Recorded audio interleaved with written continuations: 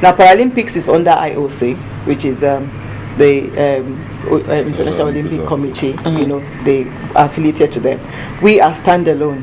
So we have an agreement, protocol of agreement to use the name Olympics in full. We are the only other organization in the world that use the name Olympics in full.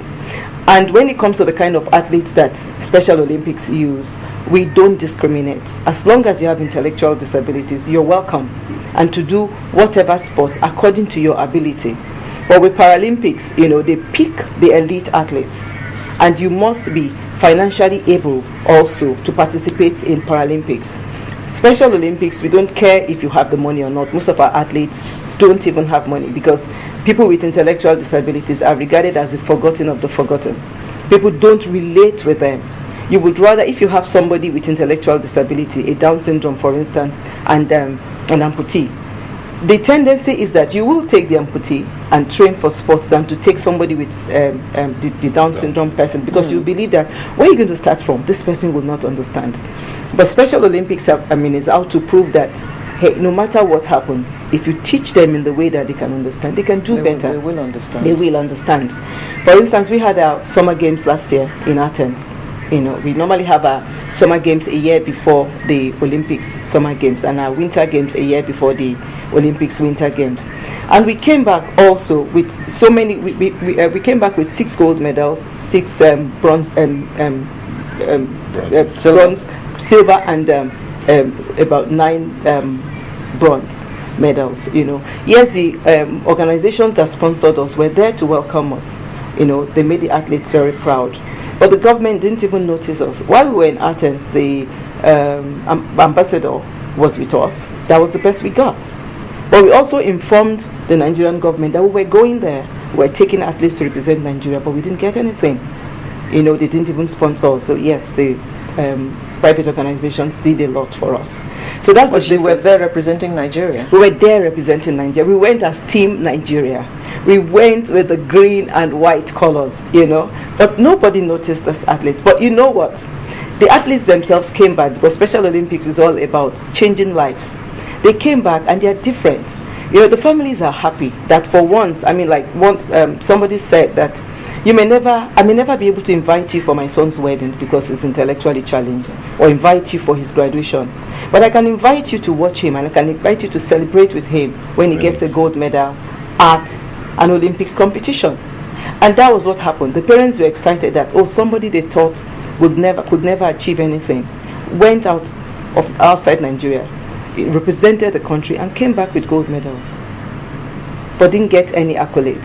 So I want to believe that with this happening to Paralympics, it just may filter down to my Special Olympics athletes. We plan to attend the Winter Games next year, and touching. You know, I hope that when we come back, we will get a handshake from the president also. Okay, let's look at the infrastructure generally, the treatment. These people went out there with all the challenges they had. They were able to make Nigeria proud. Yeah. You talked about the Special Olympics last year, and this one's Paralympics this year. They made Nigeria proud. 6 gold, 6 silver, 9 bronze medals. That's about 21 medals, and this one's came back with 16 medals. Yeah, finishing third in Africa, third in Africa, 22 in the world. Okay, now what do you think can be done to encourage this in terms of infrastructure, like road networks, buildings, and all that? Can something be done? Maybe legislation or something. Yeah, I agree with you. Let me quickly dwell on this issue of legislation, because if you look at it, the biggest challenge facing Nigerian sports is that we pay lip service at every level. If you look at sports in Nigeria, we'll talk about government, that the executive now not funding it very well, and then the National Assembly too, because you mentioned the issue of legislation. I don't think they've really done well. Okay. Yeah. You just hold your thoughts. We have a phone call. Okay. Hello. Hello, Peter. Hello. Good morning. Good morning, Peter. Yeah, I'm calling from Port Harcourt. I've listened to the lady on the left, and I've been trying to call into this program for like 6 months. It's always difficult to get through, and thank you for the good job you're doing. I just wanted to mention that one of the reasons why you do not have the government officials involved in the scale that you expect. It's one. The money is not big enough. Once the money is big, you would have seen all of them at the airport. And the war there at the airport is because everybody wants a piece of the action. That's one. Number two, somebody said there a few minutes ago that, the budget is not big. Kenya, ever wondered why Kenya is doing well in sports more than Nigeria when it comes to politics? Their budget is not up to half of what Nigeria is spending. When I was growing up as a little kid, there was table tennis board on every street. There were playgrounds. Where are the playgrounds? How do you develop sports? Where are the playgrounds? They are not there. You have built malls on them. The big boys are taking them over. They have put estates and put houses. You can drive from one end of Lagos to the other. There is no playground. You don't develop sports by only building stadiums. If you go to the U.S., you go to Kenya, you go to other countries, you see playgrounds, table tennis board, lawn tennis courts, all over in communities. You have estates today springing up even in, in Lekki. You have estates of 500 houses, no playground. No playground. How do you develop sports that way? You have schools in Nigeria right now, no playground. And that's when you develop sports. When a child is 6 years, 10 years, 15 years, all the bones have waxed strong, then you want to come and train him when he's 22. It will never happen. That is the real truth. Those things are basic, and then you don't need 20 billion, 50 billion to do that. That is the problem you guys have. You keep talking about we need 500 billion, but you need the most basic things. That's why you are sending people to England for training.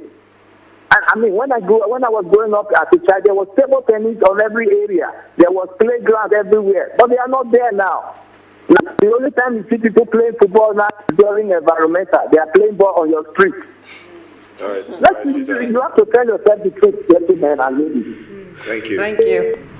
Thank you, Peter. Yeah, Peter is making a point, but let me, as somebody who is into sports writing, educate him in some areas.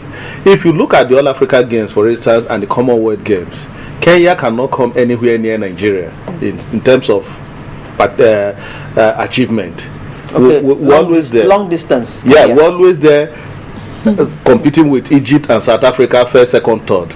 But when it comes to the Olympics, the Kenyans can always draw from their long distance, which is their specialty. And they are the best in the world. So Kenya and Ethiopia will be sure of winning medals in the long distance races. And that is even why even the Kenyans are not happy at this last Olympics that they won only 2 gold medals, because they felt that they've not done well in their area of specialty. But wait, sorry. But when it comes to this Olympics, how is it that Nigeria doesn't even compete with South Africa and Egypt? Even South Africa, if you look at it, South Africa, I'm coming to that. South Africa has a special area, which is swimming, where they will always get their medals from. Egypt hasn't got that kind of specialty, and that is why, like Nigeria, they will not do well at that world level. Nigeria needs to look at areas. I'm not saying that we shouldn't participate in all sports, but we should look at areas where we have strength. 1 or 2 sports where we will now have strength, like in the sprints. If we do it well in the sprints, all our medals have always come from sprints. The 4x100 meters, the individual event. If we concentrate in that area in athletics, we'll always get medal. But if you look at it, USA and Jamaica have overtaken us. We have Ijaw boys. Why don't we do well in swimming? The kind of swimming, cannot give you a medal, because let me tell you, even physiologically, you discover that the black man is not too good in swimming compared to the white people. So we cannot get it right in swimming. Those that are swimming for South Africa are not blacks. What is wrong with us physiologically?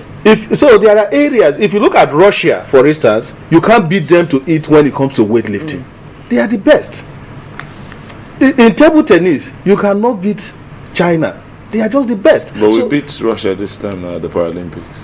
Yeah, because of sheer determination on the part of our athletes. So what I'm trying to say in effect is that we have to look at athletics, for instance. In the sprints, we are very good.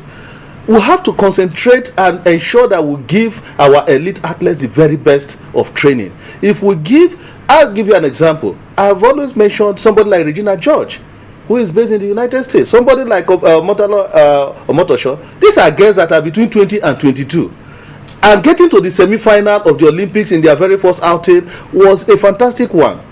If we build on the performance of those girls, in another 4 years in Rio de Janeiro, they should be able to give us gold medal. But the point is that we'll not be able to fund them, we'll not be able to give them all that they need so that they don't burn out ahead of the next Olympics. Look at Blessing Okagbare. Well, she flopped at the last Olympics, but she was one of our biggest hopes. Okay, we have another caller here, please. Hello.